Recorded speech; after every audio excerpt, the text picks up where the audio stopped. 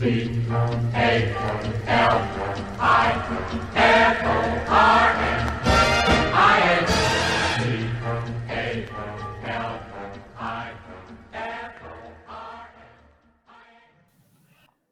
welcome to California Centric. I'm Jean Rosenmeyer, and I'm here with my colleague Tim Vollmer and our special guest, Coyote Marin, our executive director.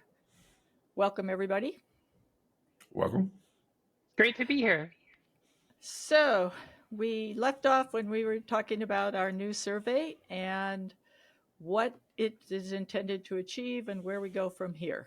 Okay, so we talked about a little bit in the last episode about how it can be a tracking poll that we can compare the results to our previous poll and see if support for independence has increased or decreased, with the caveat that unless you have like an 8% increase or decrease or more, you can't absolutely be certain which way it moved because of sampling error. So Well, that's good to know.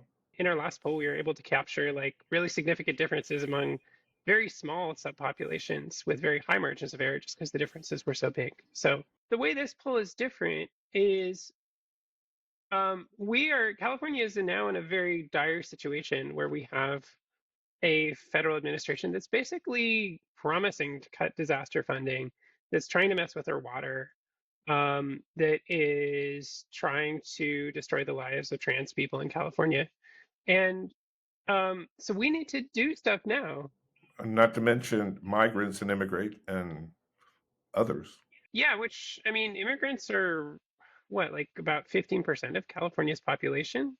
Gavin Newsom said something today of like, Trump should respect the will of 40 million Americans in California. Well, we're US residents, but like a lot of Californians aren't Americans. And like California needs to represent all Californians. In this poll, we went through a bunch of specific policies. So it's not like, how do you feel about this? Or what about, like, wouldn't it be great if we had more autonomy? It's like, should we do this? And so what we're hoping is for the ones that poll well, we can take them to the state legislature and say, hey, Californians want to do this. This is a good idea. Let's do this. Let's actually take a step forward for autonomy. I think we kind of the state government kind of ran through all the ideas they could think of for autonomy with the first Trump administration of like duplicating federal regulation, disengaging from the immigration system. And there's ones that like were never really on the table, like 45% of California is federal land. Why do we allow that? Like we could manage the land better. We have these huge fires in LA County, and it really seems like two of the fires it originated on federal land in the last Los Angeles National Forest, and I forget what the one near Pacific Palisades is called. But if we were managing that land, we could have done things to prevent fires. But all we can do is ask and be like, we think it would be a good idea if you wouldn't let the brush grow. So you're bringing up to me a really good point, which is often when people talk about autonomy, when subsections of countries talk about autonomy or even independence, it's seen as an idealistic thing. It's seen as uh, a cultural thing. But in some ways, for us, it's purely utilitarian. It's realistic. I mean, this is realism. This isn't idealism. I mean, we need autonomy in order to run our nation state, in order to maintain it, in order to make sure it's okay. Yeah, And in order to keep Californians safe so that we safe, don't die in healthy, fires. don't die in fires, that we're not discriminated against, that our futures aren't discounted. And so to people out there that think that this is all pie in the sky or in the clouds, it's not. These are very important, basic sort of governance issues that we feel that we should be responsible for, but we feel that we now kind of have to, because there's sort of a vacuum or a void, or even worse, hostility emanating from the federal government. Yeah. So what were these issues? All right, well, why don't we start with a really boring question that is that happens to be an actual bill. The question is about the rainy day fund. Here it is. California's state government has a rainy day fund, but California's constitution caps how much money can be set aside in the fund. Currently, the cap is about $21 billion, while California's annual budget is about $210 billion. Should California double the maximum size of its rainy day fund, as some state legislatures are proposing, to reduce California's dependence on the federal government during a major natural disaster or economic downturn? So when I first wrote this question, I wrote it as just like, should we make the rainy day fund bigger? Because I didn't realize that someone in the state legislature had had the same idea. And so there is a bill, I believe it's ACA 1, to put something on the ballot to say, can we make our rainy day fund bigger? That's pretty boring budget stuff, but it could make a huge difference. Like if we have another natural disaster like we're having in LA right now, and the federal government blocks the funding, I believe Newsom has endorsed it. yeah, right? Like, and we want to be able to say, like, look, we have numbers for you. Like, this is, you can expect this to succeed if it goes on the ballot, assuming we get those numbers. Just in case people say, "Oh, how can we afford this? There's so much money. You want to double this rainy day fund?" I'd prefer it be called like emergency funds, but you know, that's a good time to point out that we're the fifth or fourth biggest economy. I mean, we're Silicon Valley, we're Hollywood, we're agricultural Hmm. juggernaut. I mean, money is always of concern, Hmm. but it's not like we're an Hmm. impoverished small place. I mean, it's just Yeah.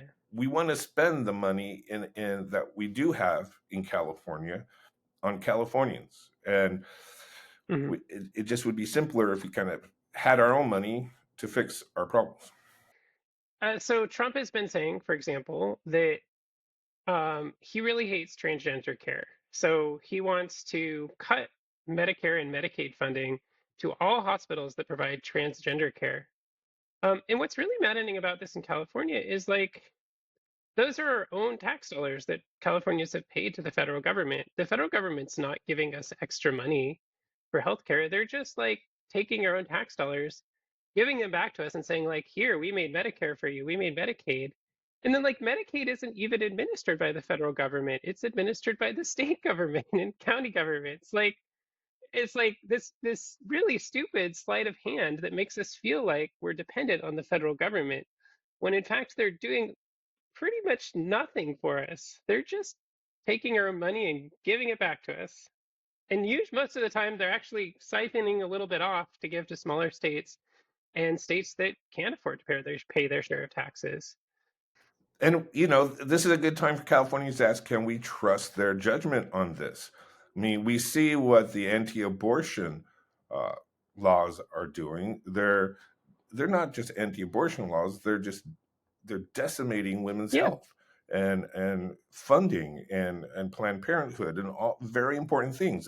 These federal Yeah. policies that are hostile and based on ideology, not realism, not how things are, they Mhm. have wide-reaching effects that disturb everybody. So I think this is a time where we say Californian values are very different and stop playing with our basic human rights and needs just to make your political points over there. So, what other issues are we asking about that are of interest? So we have violent extremism in California. We have people who stockpile guns and want to do violence for political reasons. And we have hate crimes in California. Historically, California has leaned pretty hard on the FBI to deal with those things. And I don't think we can depend on the FBI at this point. So this question is, should California's state government create a new law enforcement division focused on violent extremism and hate crimes so that Californians are less dependent on the Federal Bureau of Investigation to ensure their safety? Excellent. It's an excellent question. So pretty straightforward question, but something that no one's thinking about. We also have questions about land and water. Here's the land question. Should nearly all federal land in California be transferred to and managed by state and local governments? This one is interesting because we asked the better off version of this question in our last poll. We asked Californians if we'd be better off if nearly all federal land was transferred to and managed by state and local governments. And 68% of respondents said yes. So now we're just asking the should question. Hopefully that translates pretty well, but there may be some reason that people think it's wrong. I know there's been this fear that if we start transferring federal land in California to the state government, then Idaho will want to do the same thing and then just sell it off. Um, but I think it's pretty easy to draw the difference between California and Idaho or Nevada. Like it's money. Like we have the money, we can front the money that that the federal government is spending now to manage this land. We can actually keep it public and manage it. And these other states like don't have the fiscal power to do that. Of course, they would sell it off because they couldn't afford to manage it. And you notice that response once again immediately. People stop talking maybe about California's interests and defer to the interests of other states. And Yeah, and it's just California really is different. It's not very directly comparable to any other state. And we can do something that makes sense in California without saying like we have to do it in every other state. We can devolve the powers of the federal government to California without destroying the federal government. Like if other small states want to pool their money and have Medicare or Medicaid, fine, but like let us run our own healthcare system. No, my sense is that Californians are pretty angry, and in the same way that a lot of Trump voters feel like, the Biden administration wasn't listening to us, I think Californians feel like the United States isn't listening to us, that we're just so frustrated with the system. not just listening to us, but they're hostile toward us too. Yeah, no, I mean, yeah, like that's not really, that's not even subjective at this point. That's just like, Yeah. okay, I want to do one more question then. Here it is. California has 16 border protection stations along its borders with Arizona, Nevada, and Oregon. These stations are primarily used to inspect plant material for agricultural pests. Should California use its border control stations more like a country by checking for illegal guns, drugs, and other contraband? If we're in a situation where the Trump administration goes really rogue, like we want to be able to control our own borders. But there's also like the gun thing is real. Like when you look at guns that are used in crimes, like a lot of them come from out of state where it's a lot easier to get a gun, where you can purchase guns that are illegal in California. And you can just drive them right over the borders. Nobody checks, nobody stops you.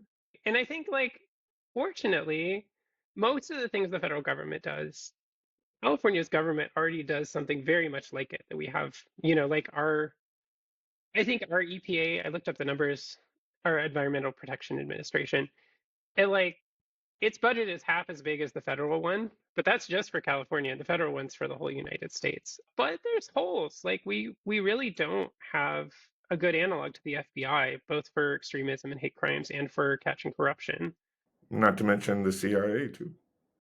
We don't have a Coast Guard. Like we could have a National Guard division that works like the Coast Guard, but we don't right now. California doesn't have its hand in anything that's on water that's military. We have a National Guard that we run that does Army and Air Force, but we don't have the skills for Navy or Coast Guard. There's some other holes, and there's fewer than you'd think, but there's still things we need to think about if we want to be fully autonomous. And fully governed. Guys, I'm sorry to cut you off. I want to wind it up and thank you for this great discussion that was hard to end because it was so good. And Yeah, we could keep going. and we could keep But- going, but we're going to stop now and we'll pick it up another time. Thanks for coming, Coyote. Yeah. All right. If the past couple of episodes have whetted your appetite to find out the results of our second poll, we'll be doing an episode soon in which we discuss them. Or if you can't wait that long, you can go to our website, which is ic.institute, and read the results there. Also, look for our bonus episode in which Coyote and Tim discuss healthcare in California and what we could do to play hardball with Congress. Thanks for joining us and see you next time. Independent California Institute is a 501c3 nonprofit think tank. We educate the public and conduct research on greater self-governance for California.